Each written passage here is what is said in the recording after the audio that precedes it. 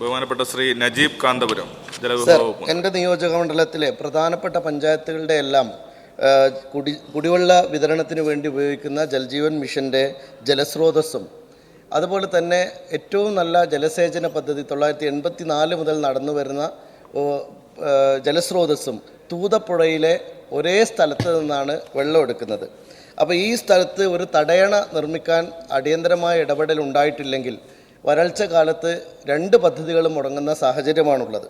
അതുകൊണ്ട് തീർച്ചയായിട്ടും തൂതപ്പുഴയിലെ ജലസ്രോതസ്സിന് വേണ്ടി രാമഞ്ചാടി കുടിവെള്ള പദ്ധതിയെയും രാമഞ്ചാടി ജലസേചന പദ്ധതിയെയും നിലനിർത്താൻ അടിയന്തരമായി ഒരു തടയണ നിർമ്മിക്കണം എന്ന് അഭ്യർത്ഥിക്കാം. ബഹുമാനപ്പെട്ട മിനിസ്റ്റർ, അതിൻ്റെ ആവശ്യകത പരിശോധിക്കുകയും ഇത്തരം കാര്യങ്ങൾക്ക് വേണ്ടി അത് ആവശ്യമാണെന്ന് കാണുന്ന മുറയ്ക്ക് അത്തരം കാര്യങ്ങളിൽ ഒരു തടയണ നിർമ്മാണവുമായി ബന്ധപ്പെട്ട വിഷയങ്ങൾ പരിഗണിക്കാവുന്നതാണ്.